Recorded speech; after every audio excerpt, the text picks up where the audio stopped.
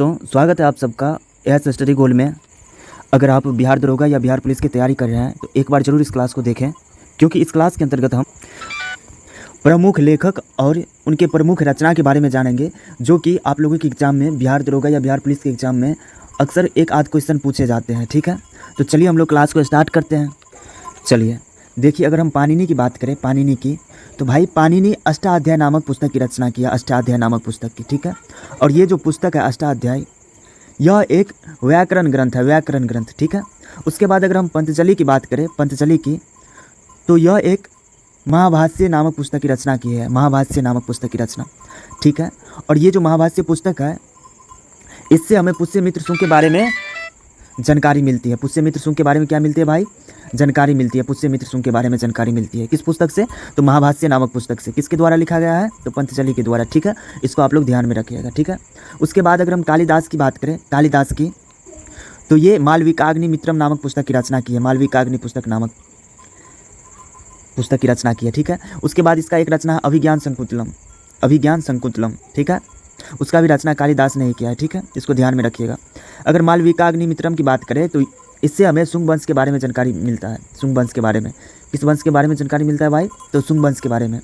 किसका पुस्तक है? तो कालिदास की। कौन सा पुस्तक है? तो मालविकाग्निमित्रम। ठीक है, तो इसको ध्यान में रखिएगा, मालविकाग्निमित्रम को। ठीक है, उसके बाद अगर हम चाणक्य की बात करें, जिसे कौटिल्य या विष्णुगुप्त बोला जाता है, ठीक है, तो इसने अर्थशास्त्र नामक पुस्तक की रचना की है, अर्थशास्त्र नामक पुस्तक की। ठीक है, और ये जो अर्थशास्त्र पुस्तक है, इससे हमें मौर्य काल के बारे में जानकारी मिलता है, मौर्य काल के बारे में जानकारी मिलता है। अर्थशास्त्र पुस्तक से किस काल के बारे में जानकारी मिलता है? तो मौर्य काल के बारे में जानकारी मिलता है। किसके द्वारा लिखा गया है? तो कौटिल्य या चाणक्य। ठीक है, उन्हीं का नाम है, और इनका एक नाम और है विष्णुगुप्त। ठीक है, तो इसको ध्यान में रखिएगा। उसके बाद अगर हम क्षमेंद्र की बात करें, क्षमेंद्र की, तो क्षमेंद्र बृहत्तख्तामंजरी नामक पुस्तक की रचना की है, बृहत्तख्तामंजरी नामक पुस्तक की रचना। और इस पुस्तक से हमें मौर्य काल के बारे में जानकारी प्राप्त होता है, मौर्य काल के बारे में जानकारी प्राप्त होता है। ठीक है, अर्थ कौटिल्य के द्वारा जो लिखा गया है अर्थशास्त्र, इससे भी हमें मौर्य काल के बारे में जानकारी मिलता है, और बृहत्तख्तामंजरी से भी हमें मौर्य काल के बारे में क्या मिलता है? जानकारी मिलता है। ठीक है, मौर्य काल के बारे में विवरण मिलता है। ठीक है, चलिए उसके बाद अगर हम संध्याकर नंदी की बात करें, संध्याकर नंदी की, तो इसने रामचरित पुस्तक की रचना की, रामचरित पुस्तक की। ठीक है, और इस पुस्तक से हमें बंगाल के शासक रामपाल के जीवन के बारे में जानकारी मिलता है। क्या मिलता है भाई? तो बंगाल के शासक रामपाल के जीवन के बारे में जानकारी मिलता है। किस पुस्तक से? तो रामचरित पुस्तक से। ठीक है, किसने लिखा है? तो संध्याकर नंदी ने लिखा है। ठीक है, इसको ध्यान में रखिएगा। उसके बाद अगर हम कलहन की बात करें, कलहन की, तो भाई ये राजतरंगिणी नामक पुस्तक की रचना की है, राजतरंगिणी नामक पुस्तक की रचना की है। ठीक है, और इस पुस्तक से हमें, राजतरंगिणी नामक पुस्तक से हमें कश्मीर के राजवंश के बारे में क्या मिलता है? क्रमबद्ध जानकारी मिलता है, क्रमबद्ध जानकारी। कश्मीर के राजवंश के बारे में क्रमबद्ध जानकारी हमें किस पुस्तक से मिलता है? तो राजतरंगिणी से। ठीक है, और इसका लेखक कौन है? कलहन है। ठीक है, उसके बाद अगर हम चंद्रबाई की बात करें, चंद्रबाई की, तो ये पृथ्वीराज रासो नामक पुस्तक की रचना की है, पृथ्वीराज रासो नामक पुस्तक की रचना। ठीक है, और इस पुस्तक से हमें पृथ्वीराज चौहान की बारे में क्या उपलब्धि के बारे में जानकारी मिलते हैं। पृथ्वीराज चौहान की उपलब्धि के बारे में क्या मिलती है? जानकारी मिलती है। किस पुस्तक से? तो पृथ्वीराज रासो नामक पुस्तक से। ठीक है, किसने रचना की?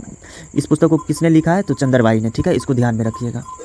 अगर हम सामवेद की बात करें, सामदेव की, तो भाई इसने कथा सरित सागर नामक पुस्तक की रचना की है, कथा सरित सागर नामक पुस्तक की रचना की है, और इस पुस्तक से हमें मौर्य काल के बारे में जानकारी प्राप्त होता है। कथा सरित सागर से हमें किस काल के बारे में जानकारी मिलता है? तो मौर्य काल के बारे में जानकारी मिलता है। ठीक है, उसके बाद अगर विशाख दत्त की बात करें, विशाख दत्त की, तो विशाख दत्त की अगर बात करें तो इसने मुद्रा राक्षस नामक पुस्तक की रचना की है, मुद्रा राक्षस नामक पुस्तक की रचना की है। ठीक है, और इस पुस्तक से भी हमें मौर्य काल के बारे में पर्याप्त जानकारी मिलती है। मौर्य काल के बारे में पर्याप्त जानकारी किस पुस्तक से मिलती है? तो मुद्रा राक्षस है। ठीक है, और ये किसने लिखा है? तो विशाख दत्त ने लिखा है, तो इसको ध्यान में रखिएगा। ठीक है, मौर्य काल के बारे में जो पर्याप्त जानकारी मिलती है वो मुद्रा राक्षस से मिलती है, विशाख दत्त ने लिखा है। ठीक है, उसके बाद अगर हम शूद्रक की बात करें, शूद्रक की, तो इसने मृच्छकटिकम नामक पुस्तक की रचना की है, मृच्छकटिकम नामक पुस्तक की रचना की है। इससे हमें गुप्त काल के समाज के बारे में जानकारी मिलता है। अगर आपसे पूछे जो गुप्त काल के समाज के बारे में किस पुस्तक से जानकारी मिलता है, तो क्या हो जाएगा? मृच्छकटिकम नामक पुस्तक से। ठीक है, और इसको जो लिखा है वो शूद्रक नामक व्यक्ति ने लिखा है। ठीक है, उसके बाद अगर हम कामंडक की बात करें, कामंडक की, तो इसने नीतिसार नामक पुस्तक की रचना की है, नीतिसार नामक। ठीक है, और इस पुस्तक से, नीतिसार पुस्तक से हमें गुप्त काल के राजतंत्र के बारे में जानकारी मिलती है। गुप्त काल के जो राजतंत्र है उसके बारे में हमें जानकारी मिलती है। किस पुस्तक से? तो नीति सार नामक पुस्तक से, नीति सार नामक पुस्तक से, ठीक है।